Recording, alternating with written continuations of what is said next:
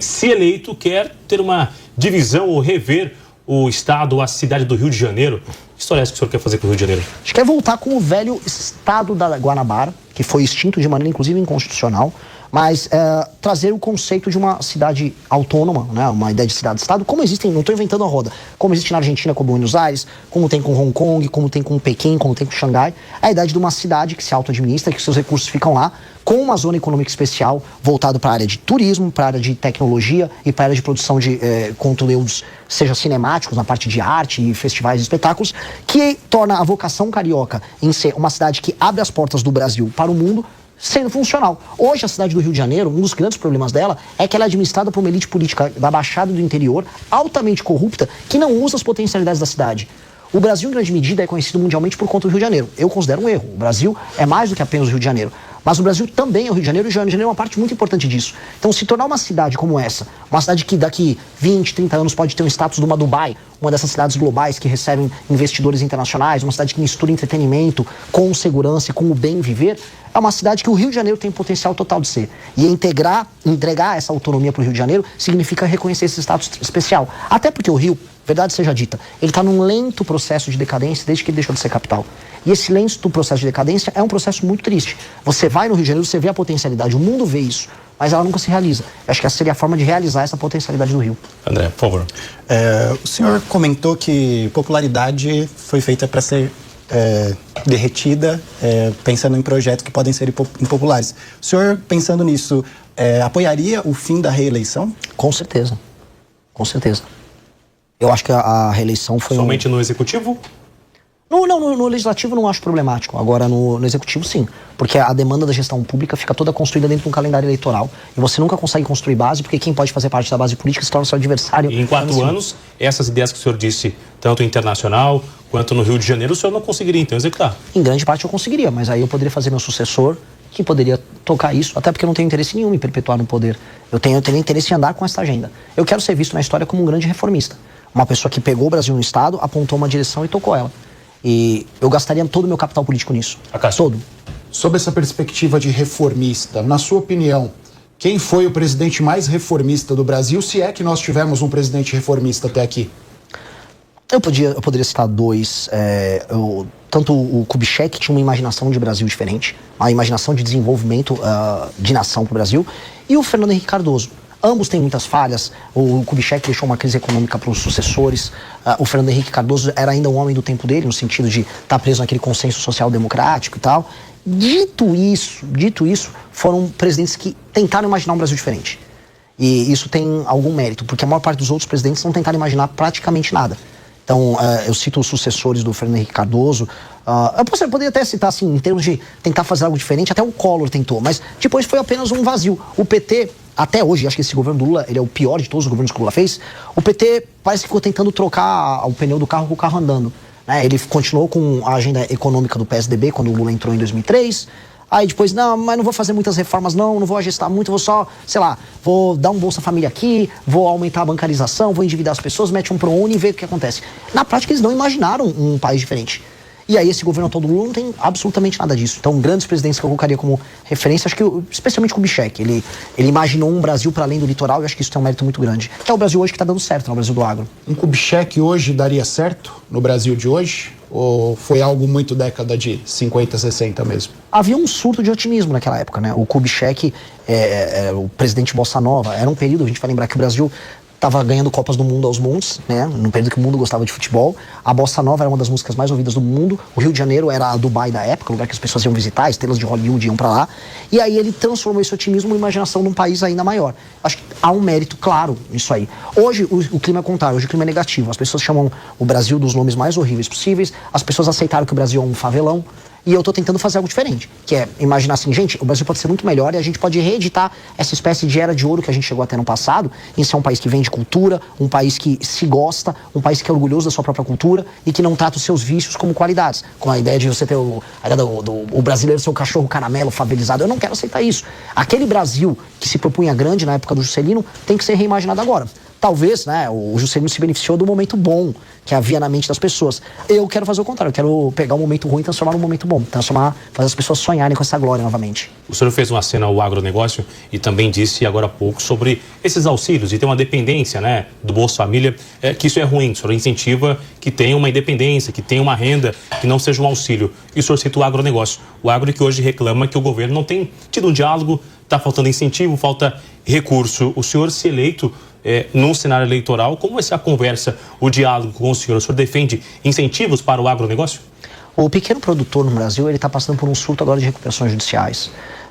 As condições internacionais não estão boas para a agricultura brasileira. A gente está vendo agora um cenário em que até fertilizante pode passar por um surto de escassez. Estão falando até em duplicar o preço dos fertilizantes. A gente vê um país que produz soja, milho aos montes, mas não tem silo suficiente para armazenar, ferrovia o suficiente para distribuir. Não tem escoamento. Não tem nem, assim, a capacidade de escoamento brasileira é pífia. Passou agora o licenciamento ambiental, vamos ver se resolve alguma coisa, mas mesmo isso fica sendo brecado. A gente teve agora a invasão da Cargill com índios lá na região norte do Brasil, porque estão bravos com uma hidrovia. E agora a gente está vendo discussões sobre a ferrogrão, que é uma coisa que deveria estar funcionando há muito tempo. O fato de a gente não conseguir entregar o básico para o agro torna tudo absolutamente insano. O agro tem que ser uma mola propulsora do desenvolvimento, inclusive industrial, de várias regiões do Brasil. A boa parte da industrialização do Brasil aconteceu no começo do século XX, baseado no excesso de capital dos produtores de café, que acabou se escoando para outras áreas. Pois bem, hoje o produtor brasileiro ele tem que escoar essa produção dele em outras áreas que agreguem valor. Por exemplo, você tem milho, você pode ter biodiesel de milho, você pode ter agora biocombustível de cana para além do etanol, né? Estou falando de biodiesel de cana também.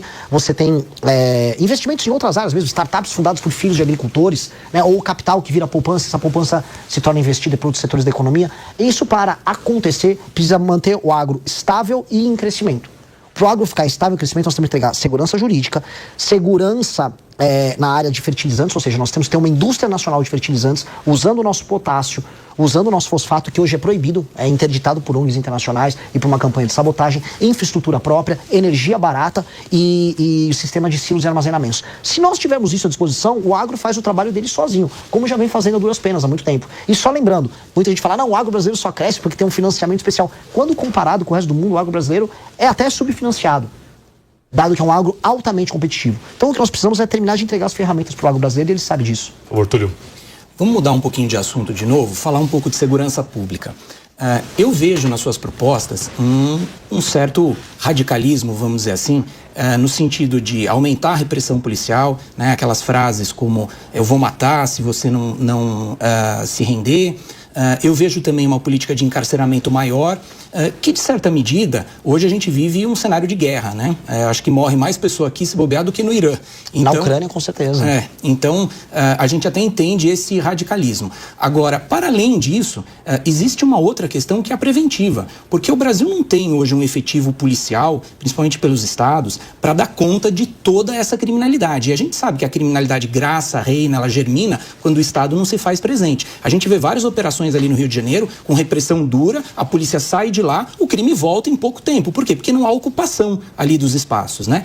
E aí entra num ponto, diz que tem um ditado alemão que fala que o diabo mora nos detalhes, entra num ponto que é o seguinte, será que não é hora de reforçar mais as guardas municipais? Elas têm inteligência, têm câmeras, estão interligadas a serviços públicos, como hospitais, por exemplo, onde os bandidos chegam lá. Muitos municípios têm mais guarda municipal do que policial, tem mais equipamento, mais viatura. Se olhar aqui na Grande São Paulo, você vai ver que os municípios ao redor têm mais efetivo que a própria Polícia Militar. Então, para além das suas ideias que a gente conhece, eu quero que você fale um pouco sobre a municipalização ou não da segurança pública, se você concorda ou não com esse ponto. Eu primeiro vou chegar na premissa. Eu não acho que o meu discurso seja radical. Eu estou falando de implementar na parte, vamos dizer, de penas, né, em termos de direito penal e também na lei de execução penal, coisas que países calmos e tranquilos de primeiro mundo fazem.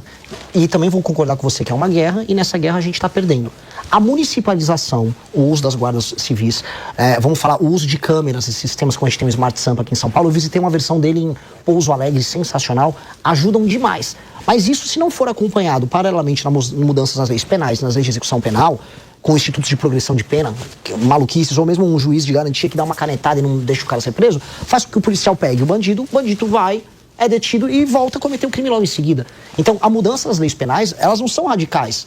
Elas são apenas a constatação de uma realidade, que hoje, mesmo quando a gente tem a tecnologia, a gente não tem um sistema de incentivo bacana que faça o bandido ter medo de ser preso. O bandido hoje, ele sequer tem medo de ser pego. quanto mais de ficar muito tempo na cadeia. E quando chega na cadeia, ele ainda tem uma espécie de um seguro de vida, que é o seguro de ser um faccionado, em que ele está protegido lá dentro. Todas essas etapas da atividade econômica delituosa do bandido, elas têm que ser destruídas, que é o que a gente está propondo. A gente tem que destruir a facção dele, tem que destruir o domínio que essa facção tem dentro do presídio, a gente tem que destruir as leis fáceis, que permite que o cara faça um cálculo. Se eu for pego roubando o celular, não vai acontecer nada. Se eu usar um menor de idade, então, tá mais tranquilo. Toda essa lógica tem que ser desmontada. O uso do aparato municipal, óbvio que é muito bem-vindo, adoro a ideia, mas eu vou colocar uma pequena ressalva de ordem prática. A maior parte dos municípios no Brasil são pouco ou nada sustentáveis do ponto de vista econômico-financeiro.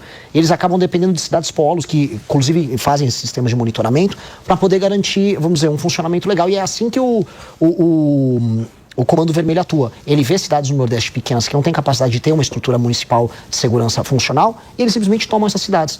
A tomativa que o Comando Vermelho e outras facções fazem em cidades pequenas no Nordeste se baseia na incapacidade econômica dessas cidades se sustentarem. Por isso que a destruição da facção em si, do plano de expansão, é um plano que tem que vir do governo federal. Então, concordo, acho bacana, mas isso passa de uma leitura holística da coisa. Entendendo que em alguns lugares nem vai ter municípios capazes de se sustentar para tocar isso. E o senhor defende a prisão perpétua? Defendo a prisão perpétua. Eu defendo que a gente deva abrir discussão para pessoas que cometem crimes hediondos, até da pena de morte no Brasil, mesmo sendo cláusula pétrea. Entendo que eu não terei força, até aquelas batalhas que você sabe que você pode ganhar. Não acho que eu terei força até o final do meu primeiro mandato de alterar a Constituição de maneira tão profunda. Mas discussão sobre aumentos muito relevantes de pena tem que ser feita. Porque hoje um bandido se sente muito seguro cometer os crimes que ele comete. De forma geral, ou para algum líder de facção, líder de algum segmento, ou para todos que cometerem esses crimes dentro faccionado, um líder de uma facção, na minha visão, ele tem que ter prisão perpétua e nunca mais sair, porque ele é um perigo para a sociedade. Existe um perigo, claro, só da existência dele, do convívio social dele. Dito isso, um líder de uma facção criminosa no Brasil, ele é responsável de maneira extensiva por todos os crimes que são cometidos pela sua facção. Portanto, esse cara, na ficha dele, o que direto ou indiretamente não passou de pedidos de assassinato, assaltos a uma armada, roubos, estupros, ocupações territoriais. Então essa pessoa não pode ser reintegrada à sociedade, nem haver qualquer discussão sobre tentativa de recuperação. Esse cara é um inimigo do Estado brasileiro. A destruição dele, ela tem que ser celebrada. Então, as leis têm que refletir esse ânimo da população brasileira em vencer uma guerra contra esse cara. Tudo quer complementar? Só um complemento rápido.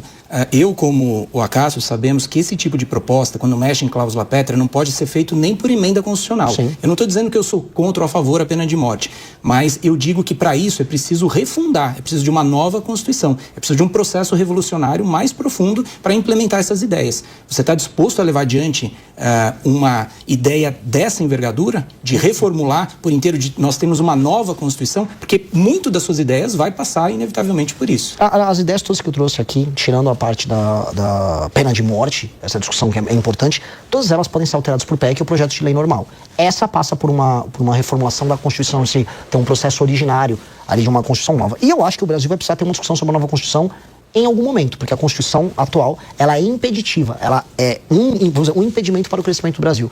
É uma Constituição que foi construída num contexto diferente, que via um tipo de Brasil adaptado a um mundo diferente. Aquele mundo ao qual a Constituição foi construída caiu, ele não existe mais. O Brasil se tornou caro antes de ficar rico. E aí, hoje a gente não consegue encarar problemas óbvios. Por exemplo, para fazer qualquer reforma econômica no Brasil, você tem que ter uma PEC, uma alteração à Constituição. Qualquer tema é constitucionalizado. E aí você tem como consequência disso um STF hiperpoderoso, porque se tudo é matéria constitucional e o Tribunal Constitucional é STF, o STF manda em tudo. E aí, é verdade. Então, a gente vai precisar ter essa discussão.